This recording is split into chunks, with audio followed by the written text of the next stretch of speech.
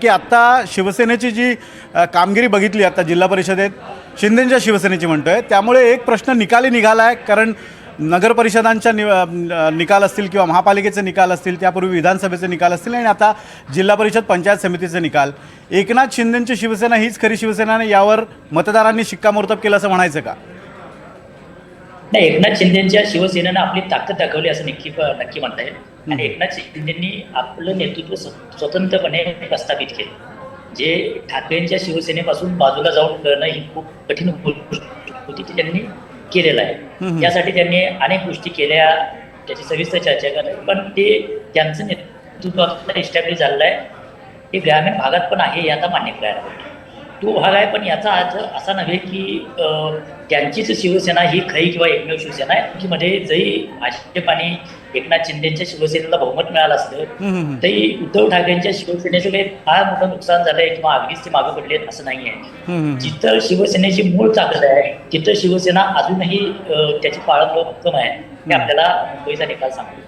आणि जिथं शिवसेनेचे कार्यकर्ते सजग आहेत तिथं अजूनही त्यांना पाठिंबा मिळतो, म्हणजे प्रतिसाद मिळतो. आपण या निवडणुकीतून बघतो रत्नागिरीमध्ये, रायगडमध्ये शिवसेनेला चांगल्या जागा मिळतात, अनेक ठिकाणी मिळतात.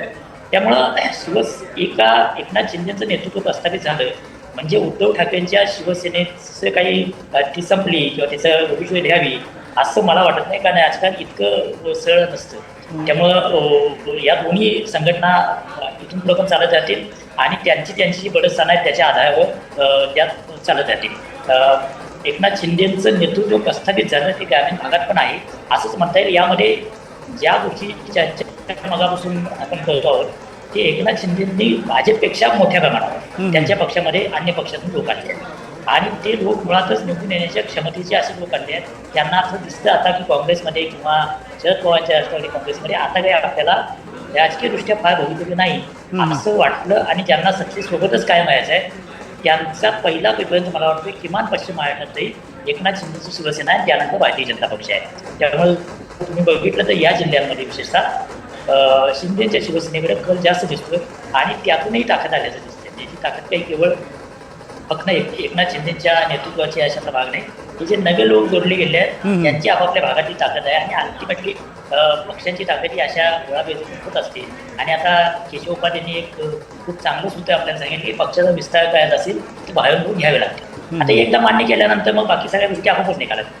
बाहेर लोक घ्यायचे आहेत आणि त्याच्याच आधारावर पक्षाचा विस्तार करायचा आहे. एकदा खाल्ल्यानंतर तयार काय करते तिथं कुठं असतील तिथून घ्यायची. मग त्यासाठी शेवटी लोक सत्तेत येण्यासाठीच राजकारणात प्रामुख्याने येत असतात. त्यामुळे जिकडे सत्ता दिसण्याची शक्यता आहे आज ती भारतीय जनता पक्षाकडे आहे किंवा एकनाथ शिंदेच्या शिवसेनेला आहे, तिकडे लोक जात आहेत आणि तो एक मेजर फॅक्टर आहे की या पक्षांच्या वाढीमध्ये ती काय आपल्याला नाकारता येणार आहे. एक शेवटचा एक हां की म्हणजे एक तर तुम्ही मान्य करायला लागेल की एकनाथ शिंदेंनी म्हणजे मुंबईचा अपवाद वगळता महाराष्ट्रभर सगळा आपला परफॉर्मन्स दाखवला आहे. एकीकडे ही शिवसेना खरी नाही असं म्हणतो आपण, त्याचा दुसरा अर्थ होतो की तो स्वतंत्र पक्ष आहे.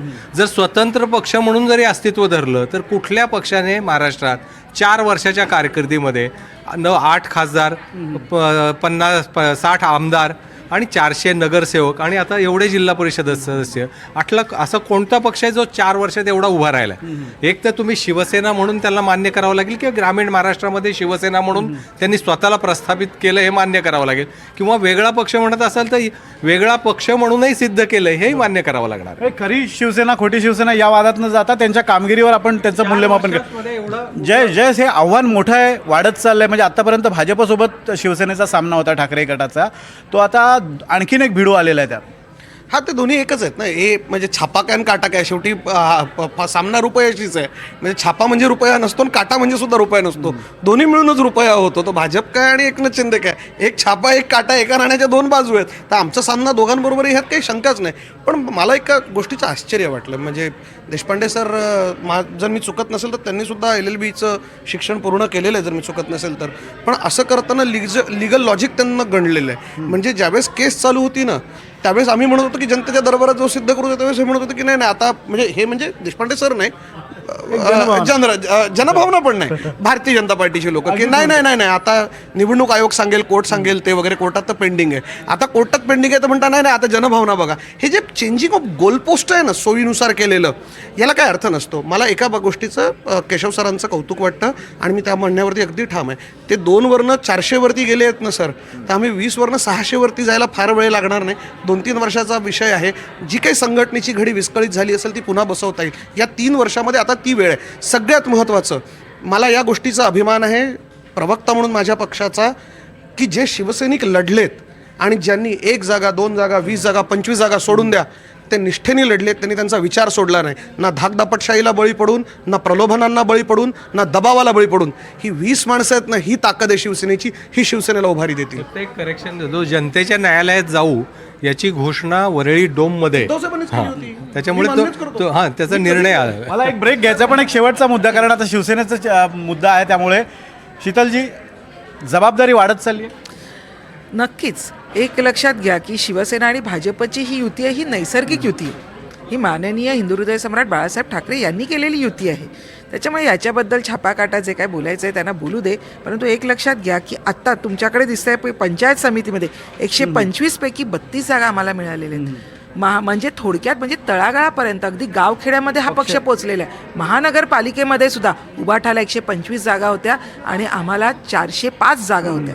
हेही तुम्ही लक्षात घ्या की म्हणजे तुम्ही जरी मुंबईमध्ये आम्हाला कमी मिळाले असतील जागा, परंतु राज्यभरात तुमची ताकद वाढते असं तुमचं म्हणणं आहे. अगदी या सगळ्या मुद्द्यावर येणार आहे, पण एक छोटासा ब्रेक घेणार आहे.